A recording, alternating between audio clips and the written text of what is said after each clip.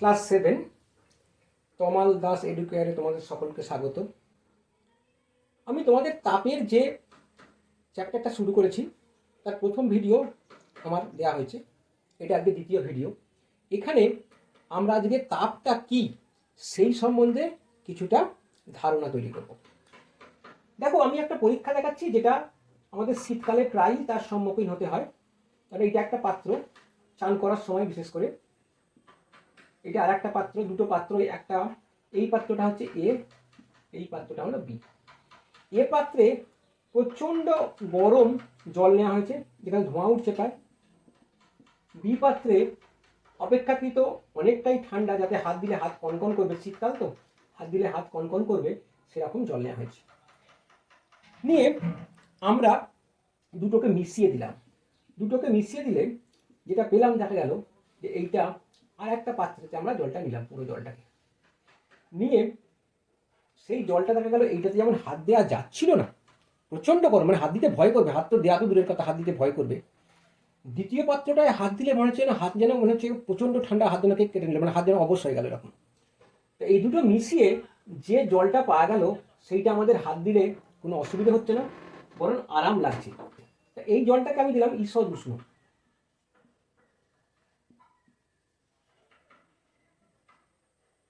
তোমাদের কারো হয়তো ইচ্ছা হলো এইটাকে থার্মোমিটার দিয়ে মাপলে এটা দেখা গেল টেম্পারেচার 15 ডিগ্রি সেলসিয়াস, খুব সকালবেলা।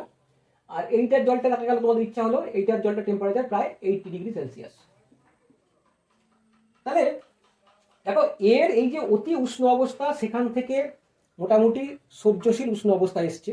তাহলে এ পাত্র কিছু এখান থেকে রামসান যদুমধু এখান থেকে কিছু বেরিয়ে গেছে, এটা যখন মেশানো হয়েছিল। আর বি পাত্র যেটা খুব ঠান্ডা লাগছিল সেও হয়ে গেল ঈষৎ উষ্ণ। তাহলে ওতে কিছু একটা যোগ হয়েছে রামসাম যদুমধু, যার জন্য কি হয়েছে না, এটা হাত দিতে কোনো অসুবিধা হচ্ছে না। এখন বিজ্ঞানের ভাষায় এই যে এ যেটাকে ছেড়েছে সেইটাকে বলছি তাপ, বি যেটা গ্রহণ করেছে সেটাকেও বলছি তাপ। তাহলে এ তাপটাকে ছেড়ে অপেক্ষাকৃত শীতল অবস্থায় এসছে, বি তাপটাকে গ্রহণ করে অপেক্ষাকৃত উষ্ণ অবস্থায় এসছে। তার মানে দেখো, তাহলে এ তাপ ছাড়ার জন্য অপেক্ষাকৃত শীতল হয়েছে, এটা অপেক্ষাকৃত বলছি, ঠান্ডা হয়েছে। আর বি তাপ গ্রহণ করার জন্য অপেক্ষাকৃত গরম হয়েছে। এখন গরম আর শীতল এই যে অনুভূতিগুলো সেগুলো আমরা থার্মোমিটারে মাপা যায়, জানি এটাকে বলে তাপমাত্রা।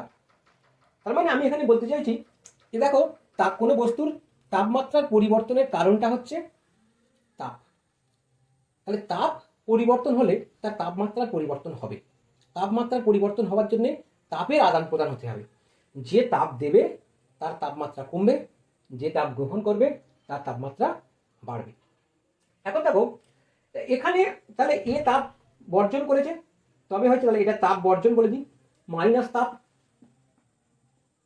আর এ তাপটা গ্রহণ করেছে, প্লাস তাপ,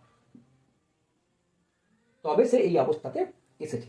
এখন তারপরে এই দুটোকে মিশিয়ে দিলে এখন এটা কতক্ষণ পর্যন্ত, আমি একটা বলি, কতক্ষণ পর্যন্ত এরা তাপ ছাড়বে, এ কতক্ষণ পর্যন্ত তাপ দিতে থাকবে, বি কতক্ষণ পর্যন্ত তাপ গ্রহণ করতে পারবে, সেটা তোমরা নিশ্চয়ই ধারণা থেকে বুঝতে পারছো যে দুটো যেহেতু মেশানো হয়েছে, দুজনের উষ্ণতা যখন একই অবস্থায় আসবে, মানে এই পুরো জলটার উষ্ণতা তো একই একই, সেই দুজনেরই উষ্ণতা যখন একই অবস্থায় আসবে তখন আর তাপের আদান প্রদান বা তাপের দেওয়া নেওয়াটা চলবে না। তোমরা দেখো, তাহলে এখানে এ বস্তুটা তাপ ছাড়লো, বি বস্তুটা তাপ নিল, সেটা আমি বুঝতে পারছি। কিন্তু এখন তোমাদের যখন একটা গরম কোনো হেলথ ড্রিঙ্কস দিয়েছে তোমার মা, সেটা খুব গরম, তুমি খেতে পারছো না, সেই হেলথ ড্রিঙ্কসটা ঠান্ডা করার জন্যে তুমি কি করো? এতে কি জল মিশিয়ে দাও, ঠান্ডা জল মিশিয়ে দাও, না কি করো? নিশ্চয়ই ওটাকে খানিকক্ষণ রেখে দাও, রেখে দিলে আপনি দেখা গেল খানিকটা ঠান্ডা হয়ে গেছে। তাহলে এখানে তাহলে এইটা তো তাপ ছেড়েছে, এর থেকে মাইনাস তাপ হয়েছে। তাহলে এখানে তাপটা কে গ্রহণ করলো ভেবে বলো তো? ঠিক আছে, আমি বলে দিচ্ছি। এখানে তাপটা গ্রহণ করেছে পরিবেশ, আমাদের চারিদিকে যে বায়ু আছে, বায়ুর মধ্যে, বায়ু কিন্তু তাপ সঞ্চিত করে রাখে, বায়ুর মধ্যে তাপ সঞ্চিত থাকে। বায়ুর মধ্যে বিশেষ করে জলীয় বাষ্পের মধ্যে তাপ থাকে। তো যাই হোক, তো সেই তাপটা সেই বায়ু গ্রহণ করেছে।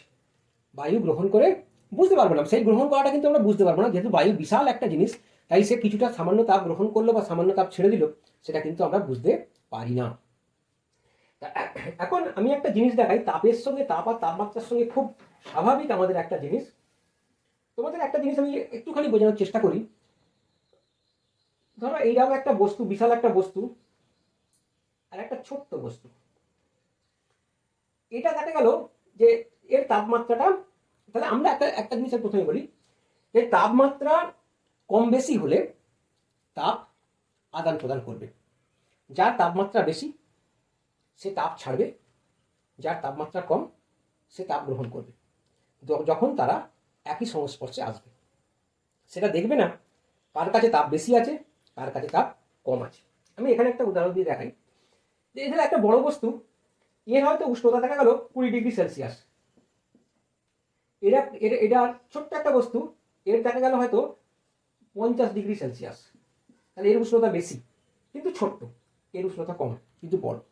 এখন বলো তো যে এদের দুজনকে সংস্পর্শে রাখলে কার থেকে কোন দিকে তাপ যাবে?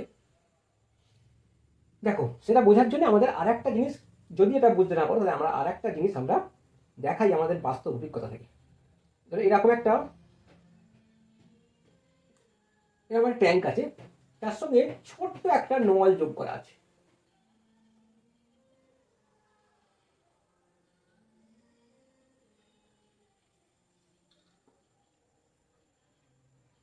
এইখানে একটা স্টপ কক দেওয়া আছে, বন্ধ করার জিনিস দেওয়া আছে, খোলা পড়া করতে পারি আমাদের সুবিধা মতন। এটা খোলা পড়া করতে পারি, খুললে যেদিকে জল বেশি আছে বা উচ্চতা বেশি সেই অনুযায়ী যাবে। এখন একটা গ্লাসে করে, একটা গ্লাস নিলে, একটা গ্লাস নিয়ে তাতে করে এইটার, এই গ্লাসটার পরিমাপে এইখানে 20 বার জল ঢাললে, সরি আচ্ছা ধরো এটা 10 বার জল ঢাললে 10 গ্লাস হলো, 10 গ্লাস। আর এইটাতে 3 গ্লাস জল ঢাললে দেখা গেল এই পর্যন্ত হলো 3 গ্লাস। এতে 10 গ্লাস জল ঢালে, এটা 3 গ্লাস জল ঢালে।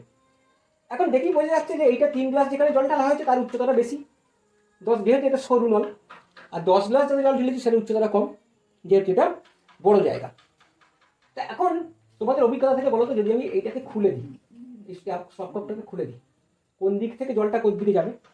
নিশ্চয়ই এদিক থেকে, উঁচু জায়গা থেকে জল সবসময় নিচু জায়গায় যায়, তাই ড্রেনের জল পুকুরে যায় আমরা জানি। যদিও ড্রেনের জল কম পরিমাণে কম, কিন্তু পুকুরের জল পরিমাণে অনেকটা বেশি। তবুও ড্রেন থেকে পুকুরের দিকে যায়, কারণ ড্রেনটা উঁচু বলে পুকুরের থেকে। তাই এখানেও তাই, এখানের জলটা এদিক থেকে এদিকে যাবে। কিন্তু এবার বলো তো জলের পরিমাণ কোনটাতে বেশি ছিল? এটা 10 গ্লাস জল ঢেলেছে জলের পরিমাণ বেশি, এটা 3 গ্লাস জল ঢেলেছে জলের পরিমাণ কম। তাহলে দেখো পরিমাণের ওপর কিন্তু নির্ভর করছে না, তাহলে এদিকে বেশি এদিকে কম, তাহলে বেশি থেকে কমের দিকে যাওয়ার দরকার ছিল, কিন্তু পরিমাণের ওপর কিন্তু জলটা কোন দিকে যাবে সেটা নির্ধারিত হলো না। নির্ধারিত হলো কিসের ওপর? না জলের উচ্চতার ওপর। জলের উচ্চতাটা কার কার বেশি কার কম সেইটার উপর নির্ধারিত হলো। তাই তাপ বা তাপমাত্রার ক্ষেত্রেও বিষয়টা একই, যে এইটাতে তাপমাত্রা অনেকটা বেশি কিন্তু তাপ কম, যেহেতু ছোট তাই তাপ কম। এইটাতে তাপমাত্রা অনেকটা কম কিন্তু যেহেতু বড় তাপ বেশি আছে, এরকম জলের মতন। তাই এদের দুজনকে যখন সংস্পর্শে নিয়ে আসবো তখন এইটা তাপ ছাড়বে আর এ কি করবে? এ তাপ গ্রহণ করবে। সে তার মধ্যে কতটা তাপ আছে বা কার তাপ বেশি আছে কার তাপ কম আছে সেটা কিন্তু এখানে বিবেচ্য হবে না। ঠিক আছে, এইটা হচ্ছে তাপ আর তাপমাত্রার মধ্যে সম্পর্ক। তাহলে আমরা সম্পর্কটা বলতে পারি এরকম, তাপ হলো কারণ, তাপমাত্রা হলো ফল। কোনো বস্তুতে তাপ দিলে তার তাপমাত্রা বাড়বে, সুতরাং তাপ হলো কারণ আর তাপমাত্রা হলো, তাপ হলো কারণ আর তাপমাত্রা হলো, তাপমাত্রা বা উষ্ণতা হলো ফল, হলো তার ফল। এই ব্যাপারটা সবসময় মাথায় রাখবে। আর জলের সঙ্গে জলের লেভেল, জল কোন দিকে যাবে, জলের পরিমাণের সঙ্গে জলের লেভেলের সম্পর্ক যেরকম সেরকম, তার মানে এখানে তাপমাত্রাটা হচ্ছে জলের লেভেল, জলের তল, আর জলের পরিমাণটা হচ্ছে তাপ। তাই পরিমাণটা কোথায় কম কোথাও বেশি আমরা ধরবো না, জলের লেভেল কোথায় কম কোথায় বেশি সেইটা ধরে আমরা বুঝবো জলটা কোন দিক থেকে কোন দিকে যাবে। জলটাই যাবে, এখানে তাপটাই যাবে, কিন্তু কোন দিক থেকে কোন দিকে যাবে সেটা নির্ধারিত হবে কার লেভেলটা বেশি, অর্থাৎ কার তাপমাত্রা বেশি। ঠিক আছে, এইটা তোমাদের মাথায় রাখতে হবে। এরপরে আমরা দেখব একটা জিনিস পড়বো, সেটা হচ্ছে তাপের পরিমাণ। যে তাপের পরিমাণ কোনটায়, মানে তাপের পরিমাণ কোনো বস্তুতে তাপের পরিমাণ কতটা, সেটা কিসের কিসের ওপর নির্ভর করে। তা প্রথমে একটা পাত্র নিলাম, সেই পাত্র নিয়ে দুটো কাজ করবে। একটা পাত্রটা নিয়েছি, পাত্রটা নিয়ে মানে একটা মেটালের পাত্র, সেই পাত্রটায় নিয়ে খানিকটা সেম একই জল নিয়েছি। এটাতে 3 গ্লাস জল নিলাম, 3 গ্লাস, একটা গ্লাসের মাপের 3 গ্লাস জল নিয়েছি, 3 গ্লাস, যদি গ্লাস মানে কাঁচ, এখন আয়তনটা বলা আছে 3 গ্লাস। 3 গ্লাস জল নিয়ে বার্নার দিয়ে তাকে গরম করা হচ্ছে, বা মায়ের গ্যাসের উনুনে গরম করছি, একই গরম করা হচ্ছে। যেটা দিয়ে আমরা গরম করব সেই বার্নারটা দিয়ে সবসময় গরম করব, যাতে একই আমরা তাপ তার থেকে পেতে পারি। এখানে শর্ত কি কি, এই যে পরীক্ষাটা করছি শর্ত কি কি, এই শর্তগুলো মনে রাখতে হবে। শর্ত এক হচ্ছে যে একটা নির্দিষ্ট পাত্র নেব, নির্দিষ্ট পাত্র। 2 নম্বর শর্ত হচ্ছে নির্দিষ্ট আয়তনের জল।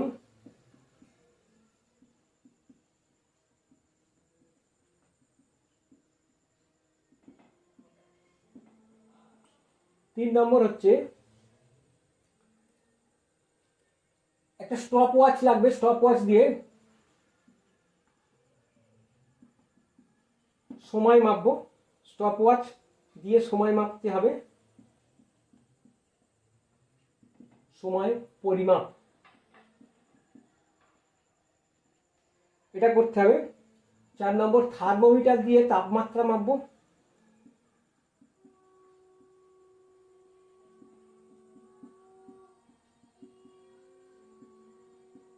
থার্মোমিটার দিয়ে, সরি আমার থার্মোমিটার করেছিলাম,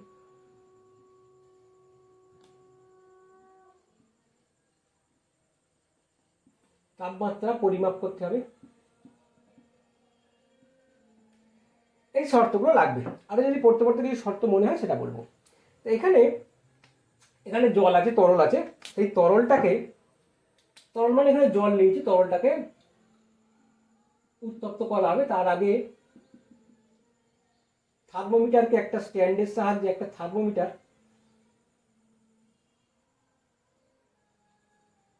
এটা জলটাকে আমরা ফোটাবো না, তাই জলের মধ্যে থার্মোমিটার ডুবে দিলাম।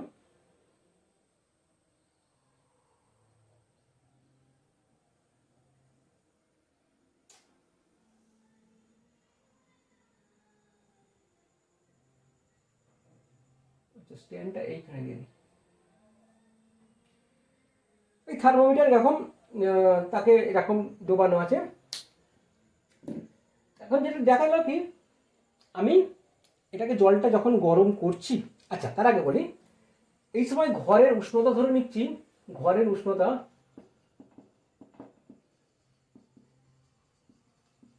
25 ডিগ্রি সি। এবার একে তাপ দেয়া হচ্ছে, আমি ঘড়ির স্টপ ওয়াচ দিয়ে সময় মাপছি, তাপ দেয়া হচ্ছে। তাপ দিতে দিতে যখন দেখা গেল এখানে 50 ডিগ্রি সেলসিয়াসে সূত্রটা এসে গেল, তখন আমি তাপ দেয়া বন্ধ করলাম, দিয়ে সময়টা আমি নোট করে রাখলাম, যেটাকে আমি বলছি সময়টাকে ধরো আমি টি দিয়ে, টি তো টাইম, সেই হিসেবে সময় করা যায়, টি ধরো 25 ডিগ্রি। আচ্ছা এখানে টি আমি 25 বলবো না, 25 থেকে তো নিয়েছি, টি 50 ডিগ্রি সেলসিয়াস, এই উষ্ণতাটাকে, এইটাকে আমরা মেজার করে এক জায়গায় লিখে রাখলাম। এরপর সেম পরীক্ষা আবার করছি, ওই পাত্রটাই নিয়েছি, সেই নির্দিষ্ট পাত্র বলা আছে। এখানে 3 গ্লাস যেমন জল নেওয়া হয়েছে, সেই 3 গ্লাস জলই নিচ্ছি, নিয়ে স্টপ ওয়াচ দিয়ে আবার মাপবো। এখন থার্মোমিটারটা আবার প্রবেশ করানো আছে, দেখছি যে প্রাথমিক উষ্ণতা 25 ডিগ্রি সেলসিয়াস, সেটাও রয়েছে। এখন একে বার্নার দিয়ে গরম করছি, কোন পর্যন্ত গরম করব, এখন গরম করছি 75 ডিগ্রি সেলসিয়াস পর্যন্ত, 75 ডিগ্রি সেলসিয়াস পর্যন্ত গরম করতে হলো। তাহলে তখন আমি সময়টা মাপলাম স্টপ ওয়াচ দিয়ে, দেখলাম সেটা হচ্ছে T75°C। তো তোমাদের অভিজ্ঞতা থেকে বলতে পারবে, যখন পাত্র একই, জলের পরিমাণ একই, আমি বার্নার দিয়ে আমি উত্তপ্ত করছি, তার মানে তাপের পরিমাণ সবসময়, যে তাপের যে দেওয়ার পরিমাণটা সেটাও একই। তাহলে কোন ক্ষেত্রে তাপ বেশি লাগবে, কোন ক্ষেত্রে সময় বেশি লাগবে? যে 50°C উষ্ণতায় উত্তপ্ত করতে সময় বেশি লাগবে, না 75°C উষ্ণতায় উত্তপ্ত করতে বেশি সময় লাগবে? তোমরা নিশ্চয়ই দেখবে যে 75°C তাপমাত্রায় উত্তপ্ত করতে বেশি সময় লাগবে। তাহলে এখন আমি বলি, সময় যদি বেশি লাগে 75°র জন্য, তাহলে বেশি সময় ধরে তাকে তাপ দেওয়া হয়েছে, সেই বাড়তি তাপটা তাহলে গেল কোথায়? না তো বলে কেন বাড়তি তাপটা তো যাবে, এই যে 50, আগের বারে 50° উত্তপ্ত করা হয়েছিল, এখন 75°তে উত্তপ্ত করা হয়েছে, তাহলে এই যে বাড়তিটা তাপমাত্রা তাকে বাড়াতে হয়েছে, ওই জন্যই বেশি সময় লেগেছে, তাই বেশি তাপ দিতে হয়েছে। ঠিক তাই। তাহলে আমরা এখানে পাবো কি, তার মানে যেটা বুঝলাম, যে আমরা একই পাত্র, একই মানে তাপ দিচ্ছি, একই পরিমাণ, মানে প্রত্যেক সময় একই পরিমাণ তাপ যাচ্ছে, এটা যেহেতু সময় একই বার্নার দিয়ে করছি, এবং জলের আয়তনটাও একই নিয়েছি, সেই অবস্থায় যার উষ্ণতা বেশি তাতে তাপ বেশি আছে, যার উষ্ণতা বেশি তাতে তাপ বেশি আছে। 75°C তাপমাত্রার উষ্ণতাটা বেশি, তাতে তাপ বেশি আছে, কার থেকে? না 50° থেকে বেশি আছে। এবার এইখান থেকে আমরা একটা সিদ্ধান্ত আসতে পারি, যেটা হচ্ছে যে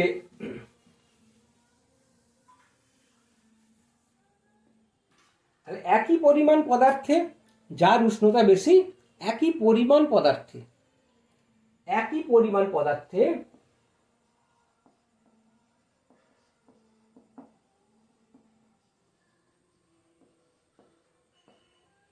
যেটির উষ্ণতা বেশি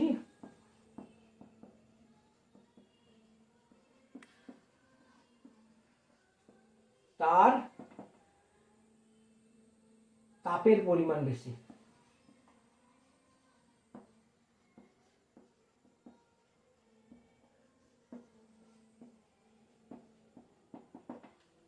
একই পরিমাণ বলতে যেটির উষ্ণতা বেশি তাতে তাপের পরিমাণ বেশি হয়, তাতে তাপের পরিমাণ, যার উষ্ণতা বেশি তাতে তাপের পরিমাণ বেশি হয়।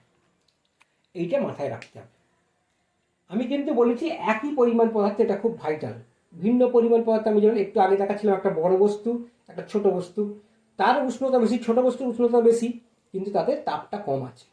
কিন্তু একই পরিমাণ পদার্থে যার তাপমাত্রা বেশি, তাতে কিন্তু তাপের পরিমাণটা বেশি আছে, এটা তোমাদের মাথায় রাখতে হবে। এখন দেখো, ওই দুটো বস্তুকেই এবার এ বস্তু আর বি বস্তু, যেটা আমরা এই পরীক্ষায় করলাম, যার এ বস্তুর উষ্ণতা হচ্ছে, এ বস্তুর উষ্ণতা কত ছিল উত্তপ্ত করে? 50°C। বি বস্তুর উষ্ণতা উত্তপ্ত করে কত এলাম? 75°C। এখন এরা দুজনেই কিন্তু তোমার সেই চায়ের বা ওই যে হেলথ ড্রিঙ্কসের কাপ ঠান্ডা করার জন্য যে করবে, এটাও রেখে দিলে আস্তে আস্তে তাপ কিন্তু ছাড়বে। এখান থেকে দেখা গেল দুটোই 25°C চলে এলো, এটাও 25°C চলে এলো। তাহলে এর তাপমাত্রা কত কমলো? 25°C। আর এর তাপমাত্রা কত করলো? 50°C। তাহলে এর যে তাপমাত্রা বেশি কমেছে, তার মানে বেশি তাপ ছেড়েছে, তাপ বেশি ত্যাগ করেছে।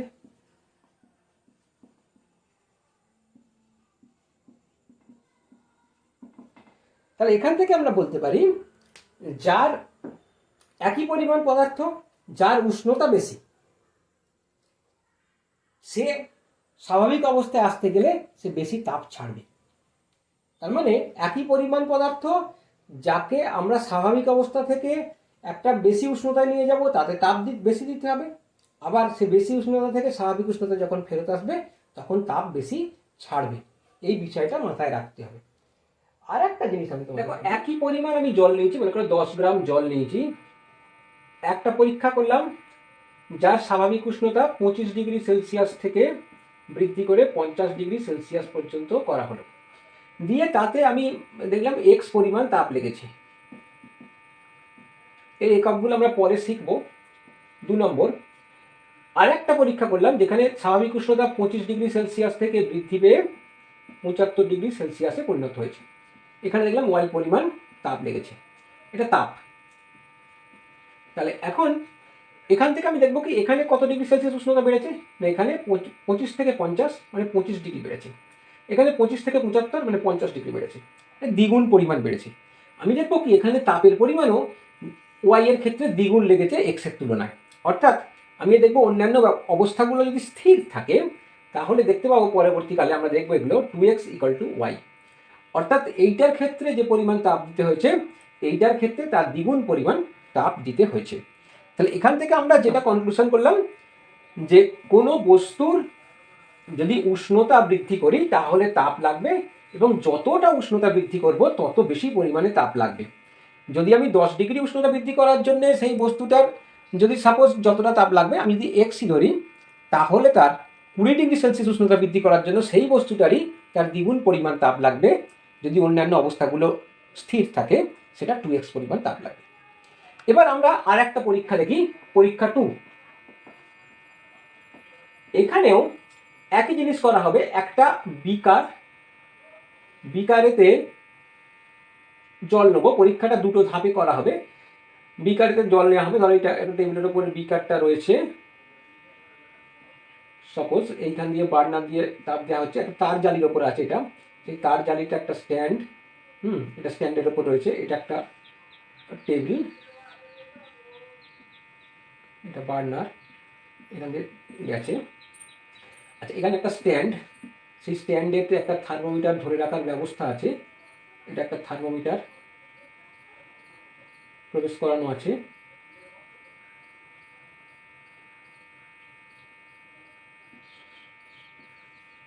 এই পরিমাণ প্রথমে এই পরীক্ষাটা দুটো ধাপে করা হবে। প্রথম ধাপে এ ধাপে দেখছি এখানে আমি ধরো একটা গ্লাসে করে 5 গ্লাস জল নিলাম, সেইখানে জলটা আমার এই পর্যন্ত এলো, এই পর্যন্ত এলো। এই থার্মোমিটার দিয়ে আমি উষ্ণতাটা মাপবো। যদি স্বাভাবিক প্রথমে উষ্ণতাটা ছিল 25°C। এখানে শর্তগুলো আমি লিখছি পরে। আচ্ছা শর্তগুলো দেখো, শর্তগুলো হচ্ছে আমি যে দুটো ধাপে পরীক্ষা করব দুটোর ক্ষেত্রেই একই পাত্র নেওয়া হবে। 2 নম্বর হচ্ছে উপাদান একই, অর্থাৎ দুটোর ক্ষেত্রেই জল নেব, উপাদান একই নেওয়া হবে। আচ্ছা আর হচ্ছে কি, আর হচ্ছে স্টপ ওয়াচ ব্যবহার করতে হবে, আর থার্মোমিটার ব্যবহার করতে হবে। এইগুলো মোটামুটি।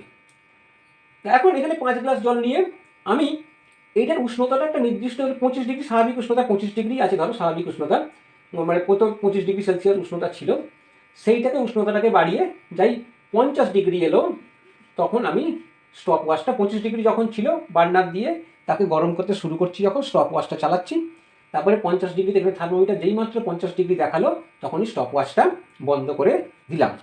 তা দেখা গেল সেই ক্ষেত্রে যদি তাপমাত্রাটা এই সময় যদি টি, এখানে 5 গ্লাসের জন্য 5 লিখলাম, এটা এই সময়টা লাগলো।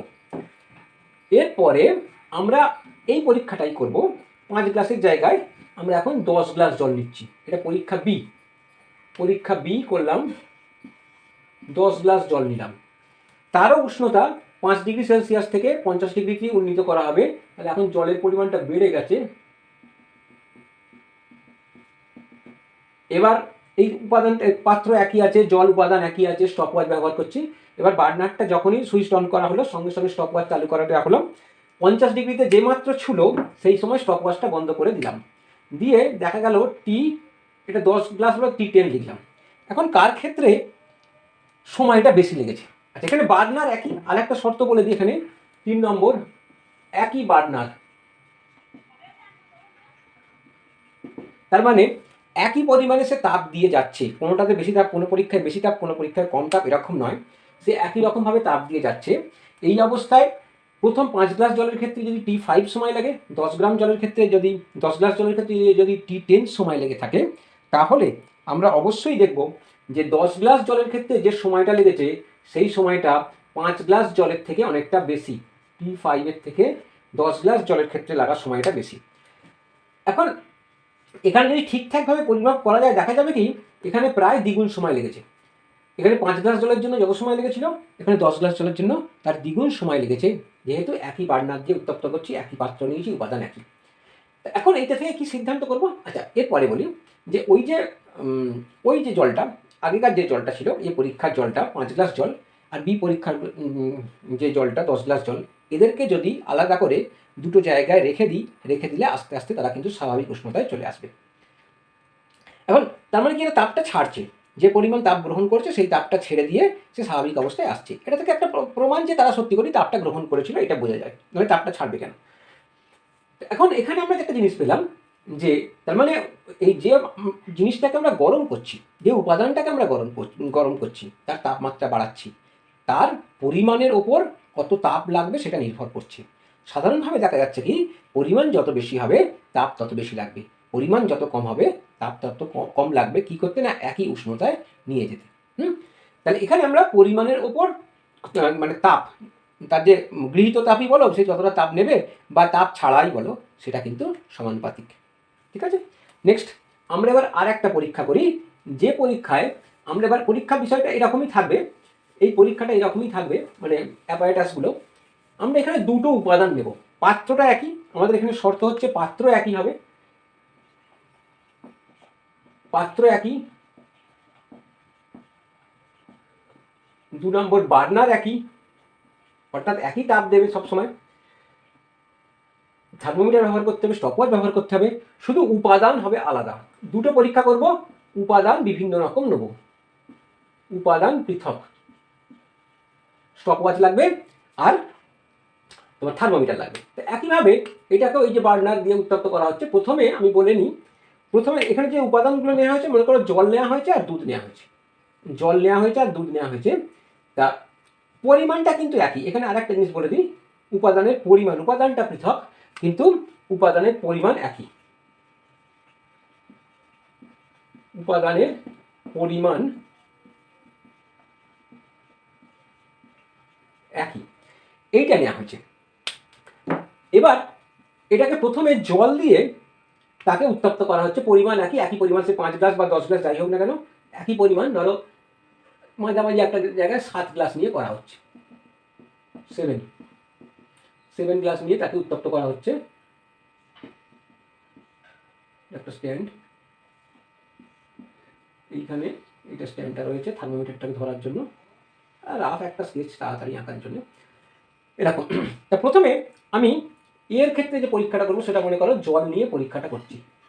জলের ক্ষেত্রে এখানে আমরা যে পরীক্ষার মানে অ্যাপারেটাসটা সাজাবো, মানে যেটা আমার মানে লক্ষ্য করা হবে, অ্যাপারেটাসটা এইভাবে সাজানো হবে, যেটা লক্ষ্য সেটা দুটো জল এবং দুধ দুটোর ক্ষেত্রেই উষ্ণতাটা উঠবে 50 ডিগ্রি, সেটা ধরা যাক 25 ডিগ্রি থেকে 50 ডিগ্রি উষ্ণতাতেই তারা উঠবে। এখন জলের ক্ষেত্রে কত সময় লাগবে আর দুধের ক্ষেত্রে কত সময় লাগবে সেটা দেখব।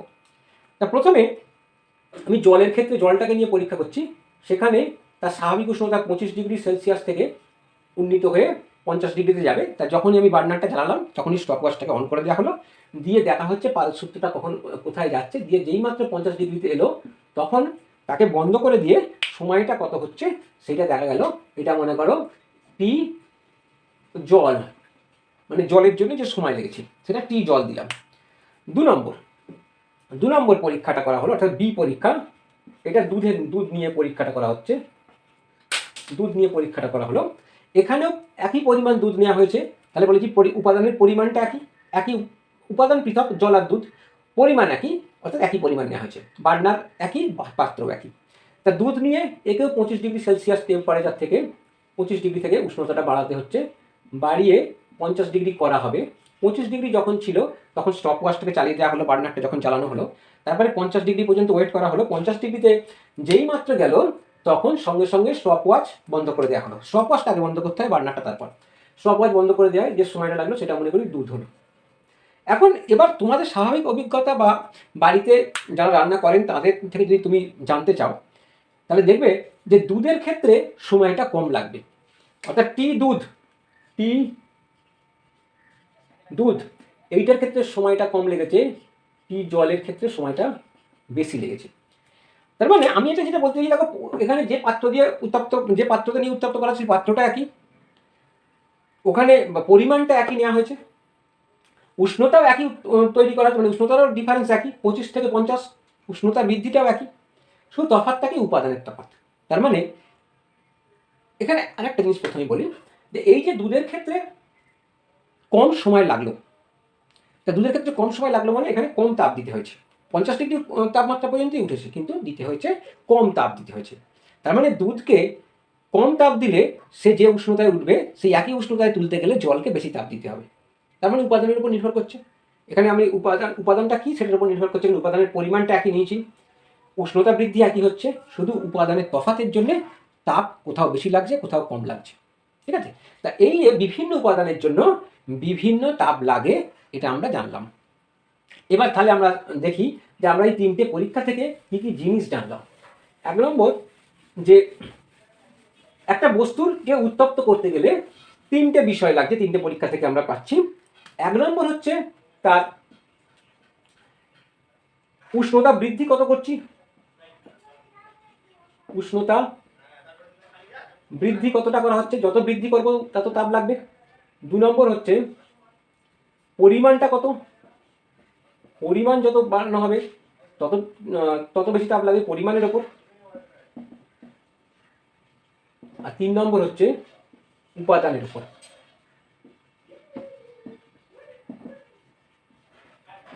এই তিনটে জিনিসের উপর নির্ভর করছে একটা বস্তুকে উত্তপ্ত করতে গেলে কত সে তাপ নেবে, বা উল্টো দিকে উত্তপ্ত বস্তুকে শীতল করতে গেলে কত সে তাপ ছাড়বে। এখানে উষ্ণতা বৃদ্ধি মানে সে তাকে তাপ দিতে হচ্ছে, উল্টো দিকে উষ্ণতা হ্রাস করবো তখন সে তাপটা বর্জন করবে। তাহলে এখন এখানে দেখো এই যে পরিমাণটা বলতে আমরা এটাকে বস্তুর ভর বুঝি, এটা বস্তুর ভর বুঝি, কত ভরের নেওয়া হয়েছে। উপাদানটা আলাদা আলাদা, যা যা উপাদান তার উপর একটা নির্ভর করে, সেটা থেকে আমরা পাই আপেক্ষিক তাপ বলে একটা কথা। আপেক্ষিক তাপ, সেটা আমি বলছি। আর উষ্ণতা বৃদ্ধি আমরা সরাসরি বিয়োগ করে পেয়ে যাব, যে উষ্ণতায় ছিল আর যে উষ্ণতায় গেছে বিয়োগ করলে সেখান থেকে কতটা উষ্ণতা বৃদ্ধি পাওয়া যাবে সেটা আমরা পেয়ে যাব। এখন আপেক্ষিক তাপের বিষয়টা একটু আলোচনা করি। আপেক্ষিক তাপ মানে হচ্ছে, ধরো 1 গ্রাম বিভিন্ন বস্তু নেওয়া হয়েছে, 1 গ্রাম বিভিন্ন বস্তু নেওয়া হয়েছে, তার উষ্ণতা বৃদ্ধিও প্রত্যেকটার 1 ডিগ্রি সি করা হচ্ছে। তো সেখানে দেখা যাবে বিভিন্ন রকমের তাপ লাগছে। ধরো জলের ক্ষেত্রে আমি উপাদান যদি 1 নম্বর উপাদান যদি 1 গ্রাম জল নিই, 1 ডিগ্রি সেলসিয়াস উত্তপ্ত করা হচ্ছে, যে তাপ লাগবে। 2 নম্বরে দুধ নিলাম, সেটা আমরা দেখলাম পরীক্ষায়। 3 নম্বরে কোনো ধাতু নিলাম, ধরো লোহা নিচ্ছি। 4 নম্বরে আরেকটা ধাতু নিলাম, তামা নিলাম। 5 এরকম বিভিন্ন যখন আমরা বস্তু নিচ্ছি প্রত্যেকটারই 1 গ্রাম করে, অর্থাৎ পরিমাণটা সমান। উষ্ণতা বৃদ্ধি প্রত্যেকটারই 1 ডিগ্রি করে, 1 ডিগ্রি সি আমি নিচ্ছি এখানে 1 ডিগ্রি করে, তাহলে উষ্ণতা বৃদ্ধিও একই পাচ্ছি। তাহলে এখানে দেখো উষ্ণতা বৃদ্ধিটা একই হচ্ছে, পরিমাণটাও একই হচ্ছে, কিন্তু দেখা যাবে যে বিভিন্ন বস্তুর ক্ষেত্রে এই 1 ডিগ্রি উষ্ণতায় উন্নীত করতে বিভিন্ন তাপ লাগছে, তার কারণ তাদের উপাদানটা আলাদা। তা যে তাপটা লাগছে সেইটাকে বলছি, যে তাপটা লাগছে সেইটাকে বলছি তার আপেক্ষিক তাপ।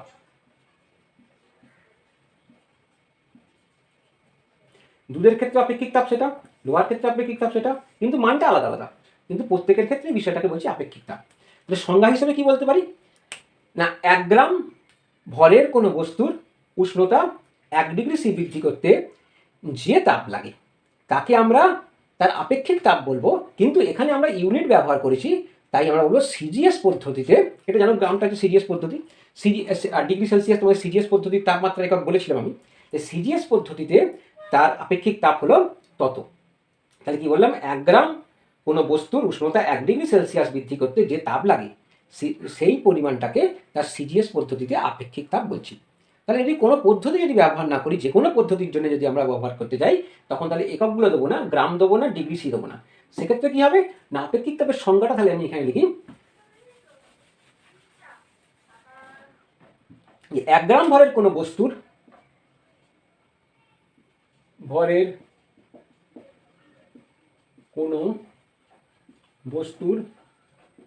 উষ্ণতা 1 ডিগ্রি বৃদ্ধি করতে, আমি এখানে কিন্তু ইউনিট দিলাম না, সরি 1 গ্রামটা দেবো না, একক ভরের লেখাটা ভুল হবে একটু, একক ভরের কথাটা করো। একক ভরের কোনো বস্তুর উষ্ণতা 1 ডিগ্রি বৃদ্ধি করতে যে তাপ লাগে তাকে ওই বস্তুর আপেক্ষিক তাপ বলে।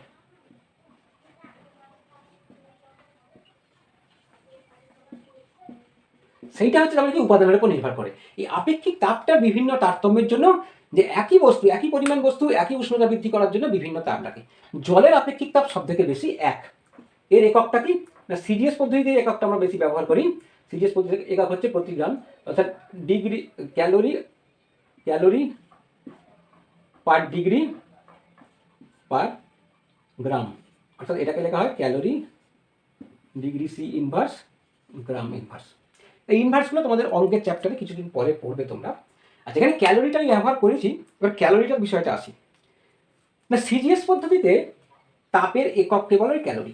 তাপ তো একটা একক, আমরা থার্মোমিটারের একক পেয়েছি, আমরা মানে তাপমাত্রার একক আমরা পেয়েছি, যেটা পেয়েছি ডিগ্রি সি, কেলভিন, তোমার ফারেনহাইট, এগুলো সব পেয়েছি।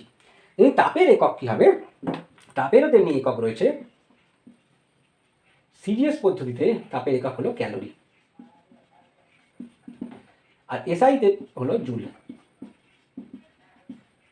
এসআইতে হলো জুল। তা ক্যালোরি কাকে বলবো না, ক্যালোরির সংজ্ঞা হচ্ছে 1 গ্রাম জলের উষ্ণতা 1 ডিগ্রি সি বৃদ্ধি করতে যে তাপ দরকার তাকে 1 ক্যালোরি বলে।